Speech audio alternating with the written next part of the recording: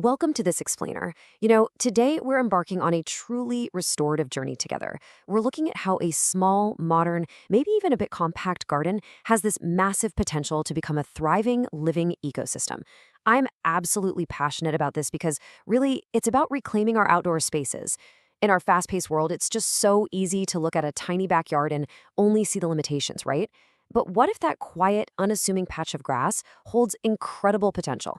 Today, we're going to explore how a remarkably gentle approach to growing food, which is known as no-dig gardening, can turn even the smallest urban space into a sanctuary of life, growth, and connection. So, let's start with a big question. Do you really need an allotment to grow your own food? For generations, this traditional image of vegetable growing has been kind of deeply ingrained in our minds. We picture these vast, sprawling plots of land, long, muddy rows, and, let's be honest, truly backbreaking physical effort.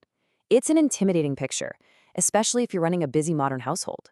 That image alone makes gardening feel overwhelming, time-consuming, or actually just completely unrealistic for the space you have. But today, we're going to calmly challenge that assumption. The modern garden myth, rethinking space in new-build homes. Across the UK, and honestly in urban areas worldwide, modern homes are often built with much smaller gardens than previous generations ever had. Think about the typical new-build garden for a second. You've got neat lawns, tall uniform wooden fences, and clean paved patios. They're tidy, sure, but they often feel more decorative than truly alive. Looking out at this structured, compact space creates this powerful but completely false impression that growing fresh vegetables is a dream that belongs somewhere else.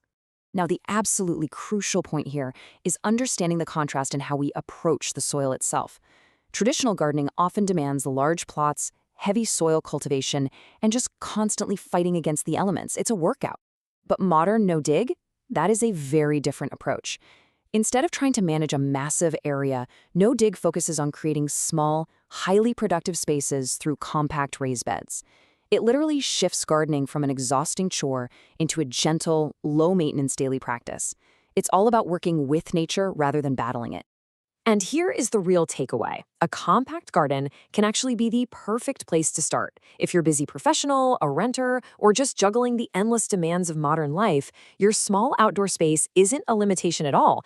It is an ideal canvas. You definitely don't need expert gardening knowledge or acres of land to get going. In fact, some of the most successful, beautiful, and productive no-dig gardens begin in exactly these kinds of small, seemingly limited spaces.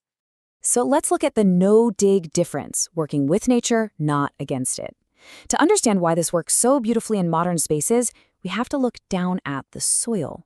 You see, a lot of new-built gardens come with a hidden challenge, which is incredibly poor soil conditions.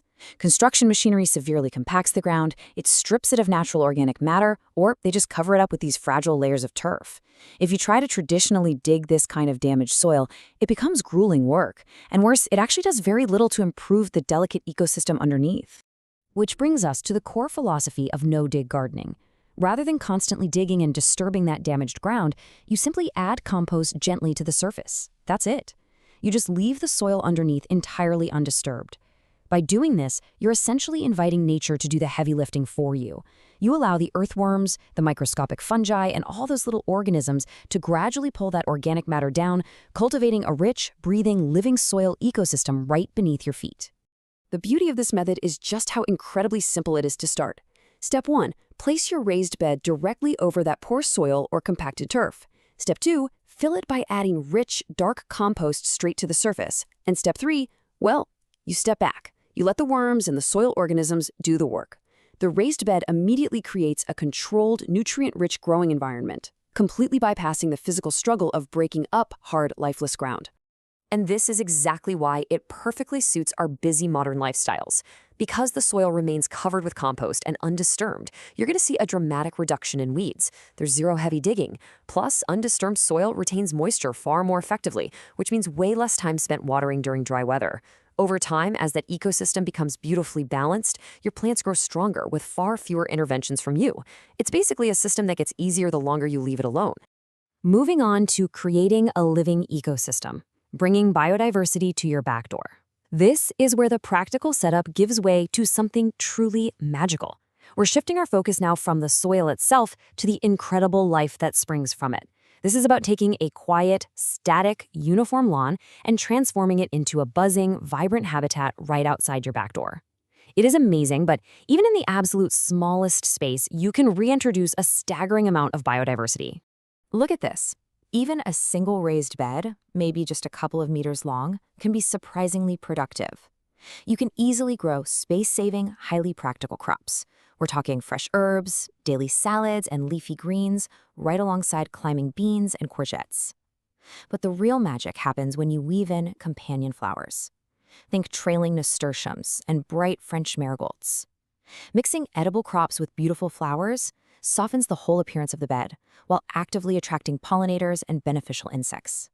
It stops feeling like a purely functional vegetable patch and becomes this naturally integrated ecosystem.